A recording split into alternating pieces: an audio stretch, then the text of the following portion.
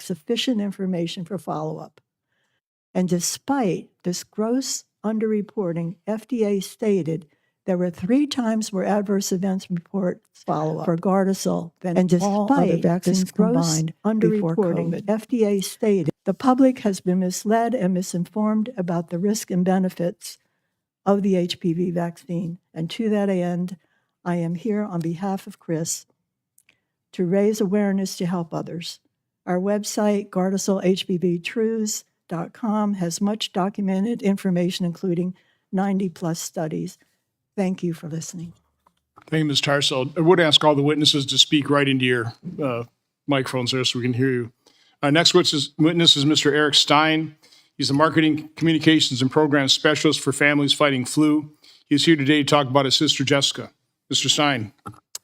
Dear Senator Johnson, Senator Blumenthal, and other members of the subcommittee. First, I want to thank you all for having me speak today. Like you said, my name is Eric Stein, and I'm a flu survivor and brother of Jessica Stein. My family lost Jessica to the flu when I was 2 years old and she was 4 years old.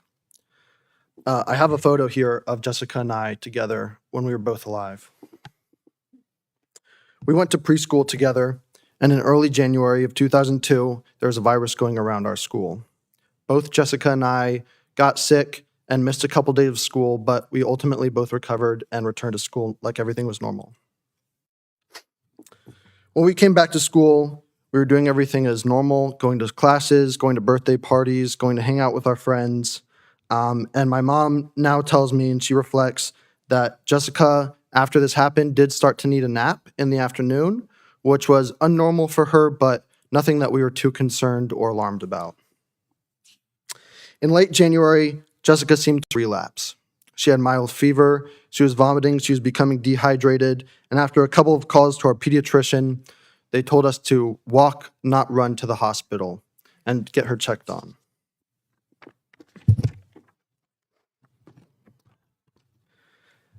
Everything was fine at first, and everything started to move very quickly.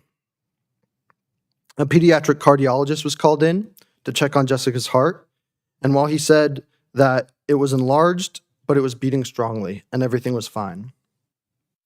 Literally just a few minutes later, Jessica's heart stopped. The room suddenly filled with doctors and nurses, and everybody was doing what they could to restart Jessica's heart. Before my parents even really could comprehend what was happening, Jessica was gone. Still, 20 years later, my parents still struggle to tell the story to me. It haunts them to have to go to the hospital with their daughter and leave without her. To say that Jessica's death changed them, changed all of us, doesn't even begin to tell the depth of the story. I have a younger brother and a younger sister, and they never knew Jessica. My younger sister, Katie, is sitting in the crowd today. Even though they never knew Jessica, she remains a large part of our family. My uncle painted a portrait of her that hangs in our kitchen, and we talk to her, and we talk about what she would have been like and what she would be doing right now if she was still alive today. On her birthday and the day she died, we go to her gravesite as a family. My parents' strength is something that I will always admire. Though I was too young to realize it at the time, they turned their grief into action. In a time before Facebook and social media, they found other families all who had lost a child to flu. They came together, worked hard, and we still work each day to keep this unnecessary tragedy from happening to other families. When Jessica and Emily and Amanda and Alana died, the flu vaccine was not recommended for their age group. Our families changed that. They went to the CDC, they testified in front of the Advisory Committee on Immunization Practices, which many know now as the ACIP, and it wasn't easy, but ACIP listened. They changed the recommendations to where it stands today, that everyone 6 months and older get an annual flu shot. This is how my family honors Jessica. That's the work that Families Fighting Flu and the organization my parents helped found and that I work for today is all about. No more unnecessary lives lost or impacted due to vaccine-preventable diseases. Through my work with Families Fighting Flu, I've had the benefit of meeting many different families who have all been impacted. And one quick one I want to tell you guys about today. Caden Stevenson from Michigan lost both of his legs when he got the influenza and sepsis crept into his bloodstream. And to save his life, doctors had to amputate both of his legs, which he will live with these disabilities permanently. Thankfully, doctors were able to save his life. I know not everyone shares my views on vaccines, and I have enormous respect for everybody sitting here today coming forward to tell their story. I worry that the misinformation that I hear from my colleagues, my friends, and people my age are pushing us back to a time where vaccines weren't available and when people were dying at large rates from vaccine-preventable diseases. I would like to say that many vaccines are more like a seatbelt. While they might not prevent you from getting the actual disease, they are going to be your best prevention from serious complications from that disease. Deaths like my sister's, like other people from Families Fighting Flu, and serious complications like those from Caden and many other families could have been prevented by vaccines. Other diseases like flu, measles, chickenpox, polio are all seeing a little bit of a rise and dips in vaccine rates. When I think of the lives impacted by flu, I think of my sisters, of course, but also the roughly 27,000 Americans who died just this past year. And that doesn't even count for the 600,000 who were hospitalized due to flu, and some of them suffer permanent complications that they will live with for the rest of their lives. Vaccines save lives and keep people healthy. A vaccine could have saved my sister's life. Thank you. Thank you, Mr. Stein. Our next witness is Dr. Brian Hooker. Dr. Hooker is the Chief Scientific Officer at Children's Health Defense. He is a doctorate in biochemical engineering. He's here today to talk about his son, Stephen. Dr. Hooker. Thank you, Senator Johnson. My name is Dr. Brian Hooker. I serve as the Chief Scientific Officer of Children's Health Defense and Emeritus Professor at Biology at Simpson University. My son, Stephen, was born on February 10th, 1998, and was a healthy baby boy. My wife and I made sure he was vaccinated on time per the CDC schedule. I didn't really know what a vaccine adverse event was at the time and thought I was doing the best for my son. Steve was born in the thimerosal era, where most hepatitis B, Hib, and DTaP vaccines distributed in the U.S. contained upwards to 25 micrograms of mercury from the preservative thimerosal. By my son's 15-month well baby checkup, he was exposed to an accumulated total of 237.5 micrograms of mercury, and in 2 of his checkups at 2 and 6 months of age, received a single-day mercury exposure of 62.5 micrograms, which exceeded the current EPA safe exposure limit by nearly 200 times. Prior to his 15-month well baby checkup, Steve had been diagnosed with developmental delays, a chronic ear infections, and upper respiratory infections. We treated these infections with antibiotics and Tylenol as a fever reducer. On the same day as my son's 15-month well baby visit, he was diagnosed with an ear infection by an otolaryngologist. My wife and I still dutifully took Steve to his well baby checkup afterwards, but we questioned the attending nurse practitioner whether he should receive his vaccines while he was sick. The nurse practitioner brushed off our concerns, indicating they didn't have any problems associated with vaccinating sick children. That day, he received the Hib and DTaP vaccines, as well as the oral poliovirus live virus vaccine. This overtaxed his immune system, which was already fighting an ear infection, and he fevered for 18 days after that checkup. The pediatrician told us to treat the fever again with Tylenol. No one at the office mentioned the possibility that my son was having an adverse reaction to his vaccines.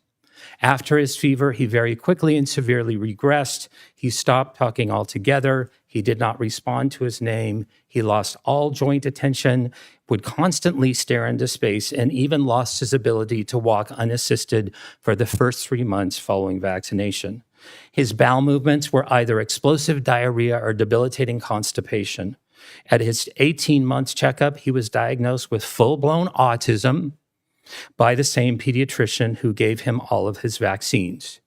Not only does my son have autism, but he has also been diagnosed with mitochondrial dysfunction, tics, speech and language delays, non-organic sleep disorder, sensory integration dysfunction, ileitis, colitis, esophagitis, and whole body dyspraxia. At 27 years old, he still cannot speak. My son was a petitioner in the National Vaccine Injury Compensation Program for 16 years before his case was thrown out by the special master prior to oral arguments. Vaccine courts, with its capricious statute of limitations, would not consider any vaccines prior to his 15-month shots and ruled that he had had autism earlier because he was pulling his ears at 6 months. No one in the DOJ directly opposing my son in court seemed to notice that he was pulling his ears because of recurrent ear infections. My son requires 24/7 care, and his severe dyspraxia means that he is a prisoner in his own body, a body that betrays every time he tries to execute any intentional task, such as eating, talking, walking, grabbing, or grasping any object. He also suffers excruciating chronic pain due to gut dysbiosis and neuroinflammation. Nobody wants to see their child go through chronic debilitating pain. My son will never pay taxes. He will never hold a job. He will never play baseball. He will never write a poem. He will never go out on a date. He needs assistance despite his best efforts and despite his best wishes. He needs assistance toileting every time. Society does not want to acknowledge vaccine injury, period. Our story is not welcome in the news media, and social media completely censors us. My family has been gaslighted repeatedly, and my son's medical history has become fodder for AstroTurfers blogs, as well as the CDC researchers armchair quarterbacking his vaccine injury case. My son's life has been ruined physically and emotionally, and he is persecuted by the mere fact that he exists. Life is hard, but Jesus Christ is good every day. Thank you, Dr. Hooker. Our next witness is Dr. Robert Sullivan. Dr. Sullivan is a licensed physician and board-certified anesthesiologist over 20 years of active practice in Maryland. He is here today to talk about his vaccine injury following his COVID-19 injection. Dr. Sullivan. Thank you, Senators. My story is not as bad. The same month I received my first COVID mRNA shot, I was featured in the Wall Street Journal's What's Your Workout column for Aerial Circus Arts. I was strong, healthy, and thriving. Just 3 weeks after my second dose, I couldn't go up a flight of stairs without gasping for air. I became short of breath doing even simple things, walking, standing, even speaking. I had constant chest pressure, arrhythmias, and overwhelming fatigue. I cannot overstate the misery. It felt like my body was failing me. I was experiencing right heart failure. Still, I questioned myself. Was this real or in my head? Then an echocardiogram confirmed the damage. I was relieved that it wasn't imagined and stunned to realize this is how I likely die. The diagnosis was pulmonary hypertension. I had damage and narrowing of the blood vessels in my lungs, restricting blood flow and straining the heart. This isn't like regular high blood pressure. Pulmonary hypertension is usually progressive and fatal even with treatment. There is no cure. It felt like a death sentence. I reported my case to VAERS, the Vaccine Adverse Event Reporting System. Most doctors I know had never heard of it. Fewer understood that it carries mandatory reporting requirements. I was never taught about VAERS in medical school. I'm told it still isn't. Eventually, VAERS collected my medical records. I expected to hear from the FDA or CDC. I never did. I believed in the system. I believed I would be heard. When I wasn't, I channeled that disbelief into collaborating with the British Medical Journal on a report about the system's failures. What I learned is chilling. If you are harmed, you are on your own. I've had to adapt. Maybe some of the novel treatments I tried helped. On the outside, I look fine. I returned to running, even to aerial arts. That brings me joy, but also unease. I've lost half my lung capacity. If I can look this normal while carrying that much damage, how many others are out there suffering silently? In researching my condition, I found the Georgetown scientist who predicted my specific problem. The very same month of the vaccine rollout, he warned that spike protein exposure, whether from the virus or from the shot, could harm the blood vessels in the lungs and placenta. Spike protein itself from the SARS-1 virus, SARS-1, also caused vascular damage in animals. I learned many hospitalized COVID patients develop pulmonary hypertension. Autopsies showed the same kind of lung vessel damage I had. Long COVID patients with persistent breathlessness have the same findings. As in my case, their symptoms improve, but the damage remains. We now know the SARS-CoV-2 spike protein can damage the lungs, heart, and brain in animals. It is toxic, irrefutably so. I know that's uncomfortable to hear. One study found athletes who got mRNA boosters saw drops in aerobic capacity equivalent to aging 5 to 10 years in just 1 week. Why is this? I now see colleagues and patients struggling with daily tasks. Many are limited by unexplained shortness of breath. Could this be a spectrum of vascular damage like what happened to me? These are urgent questions. This is not normal aging. This is not simple deconditioning. Until we study this systematically, we won't know how many have been injured by COVID or by the spike protein itself. Our medical system must honor its foundational oath, do no harm. When harm does occur, the right thing is to recognize it, acknowledge suffering, and work to relieve it while advancing research into safer therapies. Government must serve as a safeguard, restoring accountability, transparency, and public trust. And above all, every medical decision must be grounded in truly informed consent. Patients deserve and demand clear, honest information. The freedom to decide what's right for them is a right. Mandatory medicine is not medicine. Acknowledgement matters, being seen, heard, and believed. That is the first and perhaps most important step in healing. To others who have been harmed, I see you. While our injuries differ, I understand the suffering and isolation that comes when the system meant to protect you instead abandons you. I believe you. Senator Johnson and members of the committee, thank you for giving us this opportunity to start to heal. Thank you, Dr. Sullivan. Our next witness is Ms. Polly Tommey. Ms. Tommey is the director of Children's Health Defense TV and is an internationally recognized health freedom advocate, filmmaker, and author. She is here today to talk about her son, Billy. Ms. Tommey. My son Billy entered the world as a healthy, perfect baby with an APGAR score that reflected his perfection. We followed every wellness check, every vaccination schedule, believing in the system that promised our child safety. For his entire first year, Billy thrived, meeting milestones, crawling, babbling, growing. Yet everything changed at 13 months, the day he received the MMR vaccine, the only one on the schedule back then. That day, I walked into the doctor's office, trusting the advice of professionals who emphasized the importance of vaccinating against deadly diseases like measles. Billy had just finished a round of antibiotics, but the nurse reassured me that the MMR vaccine was essential. Like any diligent parent, I followed these instructions. Hours after the vaccination, Billy's perfect world shattered. He became lethargic, sleeping for long stretches. When my husband came home that afternoon and went to check on him, Billy was convulsing, his tiny body gripped by seizures. We rushed him to hospital, desperate for answers, but the doctors, after hearing he'd had the MMR, said, "It's perfectly normal, it's perfectly common. Lots of children have seizures. He'll be fine. Antibiotics, Tylenol, he'll be fine." But he wasn't fine, and he's still not fine, age 29. He's severely sick with severe autism. We made the movie Vaxxed to try and understand and to warn the world about the real dangers of the MMR vaccine.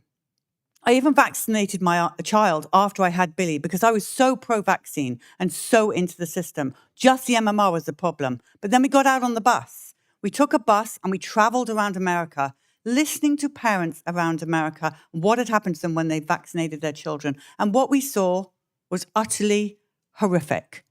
We saw so much death following baby vaccines. These parents would vaccinate their perfectly healthy child, and then their child would die. We saw a video at the beginning of this about the whooping cough. I've interviewed so many parents, and one comes to mind, Carrie Bundy's baby. At 4 months old, she pleaded with the doctor, should I vaccinate my child? He's premature. Oh, yes, said the pediatrician. If you don't vaccinate your baby, he could die of whooping cough. She vaccinated that baby, and he was dead in his crib following that. That is the same story we hear over and over again. These childhood vaccinations, the people of America are telling us they are not safe and effective. We are seriously concerned at Children's Health Defense about the disinformation and misinformation out there, being told these vaccines are safety trialed, the safety studies are so good. Yet all we see is death and destruction over and over again. Babies, teenagers, HPV Gardasil, their ovaries are shutting down. They cannot have children anymore. The parents are reporting paralysis, children paralyzed from the waist down. You shout out about polio to us. I have never seen so many crippled children around America, so many children in wheelchairs, unable to walk, talk, speak, on ventilation. Parents are trying to tell their story while putting a feeding tube down their child's to bleed out the lungs, bring out the lungs while they're trying to tell us what has happened. 2 little 2-year-olds who can't hold their heads up because they had one Hep B vaccine. And then you shout out about measles to us. Those 2 girls in Gaines County, they did not die of measles. Children's Health Defense have seen the medical records. We have had experts break down. Yet still, I sit here and I hear over and over again that those 2 girls died of measles. They did not die of measles. And yet, the press and others consistently shout out the vaccines are safe and effective. They are, vaccinate your family.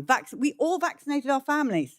Everybody sitting here, bar 2, vaccinated their families with catastrophic results. Over 12,000 signatures on those 2 buses of death, death, death. When will enough be enough? How many more buses? How many more children killed? How many more injured adults? And here's a question for you, the senators. Who is going to look after our children when we, the parents, are no longer around? That can't use a toilet, that will never date. All those things Dr. Hooker said. Our children are trapped at 29, 30 years old. They will never pay taxes. They need 24-hour care because of one vaccine, one moment in time. This is a national crisis that must be addressed. I want to thank Senator Johnson and his team for giving us this day that we thought would never come, that the world could hear really and truly what happened to the people of America who are broken. And this doesn't just affect the person with the injury, by the way. It affects the siblings. It affects the extended family. One of us has to be a carer for life. So this has to stop. And we implore you, please, to follow us at Children's Health Defense, at least break down the truth and get to the truth behind the science of what is really happening. No more Pfizer-sponsored science. We need independent science, and we need our pediatricians to stop getting bonuses for vaccinating our children. So thank you to Senator Johnson and his team. Thank you, Ms. Tommy. Our next witness is Ms. Cerise Murata. Ms. Murata is the Deputy Chief Executive Officer of Vaccinate Your Family, a national nonprofit. She's here today to talk about her son, Joseph. Ms. Murata. Thank you. Hello, my name is Cerise Murata, and I am a mother who lost my child to a vaccine-preventable disease. Thank you for allowing me to be here today and share my story. In 2009, my 5-year-old son, Joseph, was a healthy kindergartner. He was a typical little boy who loved Star Wars and Spider-Man. As a family, we enjoyed playing board games and building puzzles. Joseph was smart, funny, and inquisitive. Simply put, he was one of the joys of my life. I was a protective mother, and like other parents, I always tried my best to keep my children safe. To be honest, the thought of losing a child to a vaccine-preventable disease never occurred to me. At the time, I incorrectly thought that these diseases were a thing of the past, until I lost my son Joseph to flu during the H1N1 pandemic in October 2009. This is a picture of Joseph. The H1N1 flu vaccine that could have saved his life was not available in our community until 2 weeks after he died. Joseph was one of 288 children who died during the 2009-2010 flu season, and one of over 2,700 children who have died from flu since 2004. Just this past flu season, 260 children have died from flu, the highest number of pediatric flu deaths we have on record for a non-pandemic year. And that's just flu. Right now, because of declining immunization rates, we have outbreaks of measles and pertussis. Due to mis and disinformation, lack of access, anti-science sentiment, and other factors, Americans are continuing to die from diseases we have the tools to prevent. Parents continue to bury their children. We know from history what will happen if these trends continue. There is no acceptable loss when it comes to a child. Let me briefly share how my life has changed since losing Joseph. It was incredibly devastating to watch my child die in front of me in an ICU room. It was incredibly hard to go home that morning and tell his 7-year-old sister that her little brother wasn't ever coming home. Let me share what it felt like to walk into the funeral home, holding my daughter's hand and preparing her to see Joseph laying in a small coffin. Let me share how unbearable it was to stand in line at the county clinic to get my daughter her H1N1 vaccine, a vaccine that could possibly have saved Joseph's life. Let me share how incredibly painful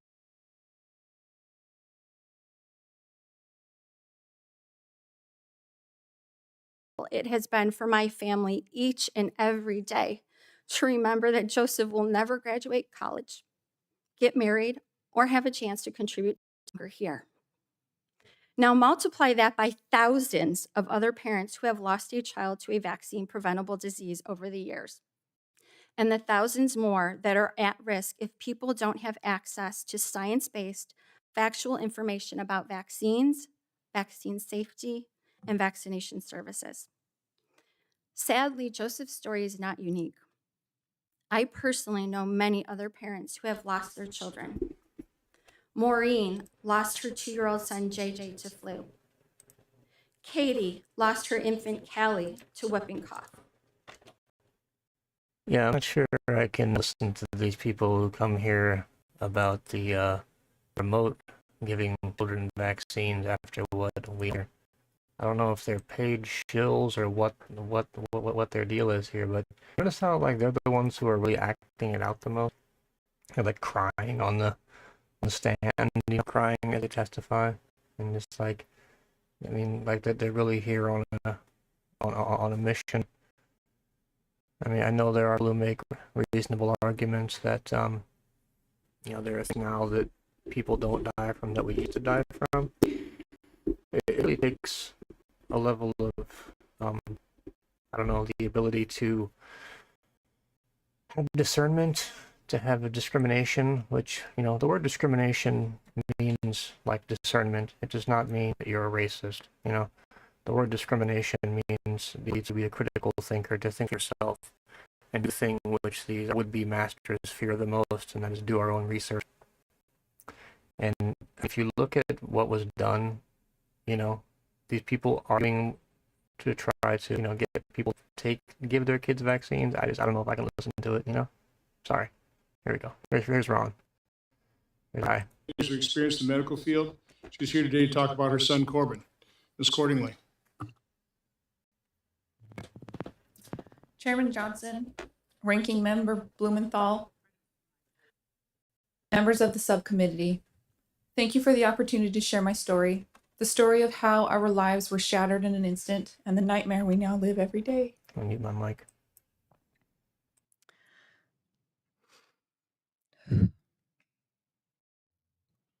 My name is Crystal Cordingly.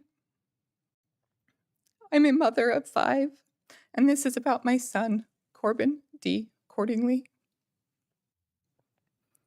He was born on September 2nd, 2012, healthy, vibrant, and perfect. He hit all of his milestones early and was a bright, loving, and busy little boy. Our life before his death was full of love, joy, and innocence.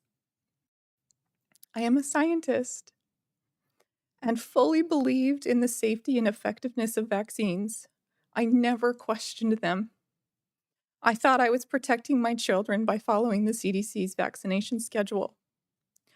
Corbin received all of his routine vaccines on time, including his 12-month shots 43 days prior to his death.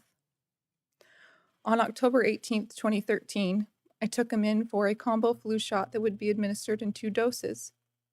He seemed fully recovered from a recent cold, and it was a normal day. I fed my kids lunch, prepped dinner, and left for an evening shift at the hospital. That afternoon was the last time I would see my baby alive. At 8:30 p.m., my husband gave the kids a bath and rocked Corbin to sleep. He laid him in his crib, safe and sound. When I came home from work at 11:45 p.m., I went to nurse him. What I found haunts me to this day. My baby, face down.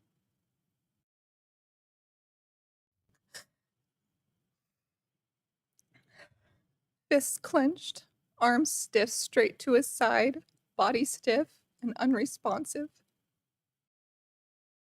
I screamed for my husband to call 911 and immediately started CPR.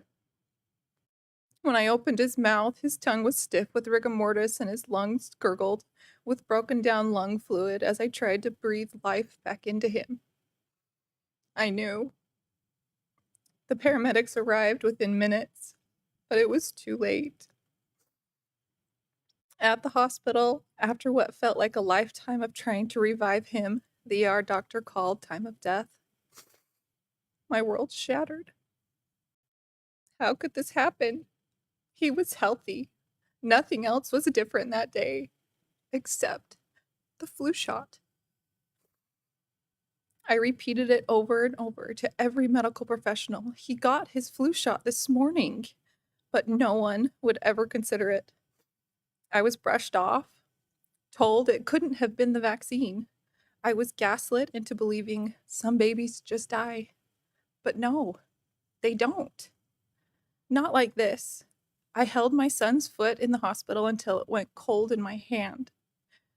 Do you know what it's like to hold your lifeless child until their body goes cold?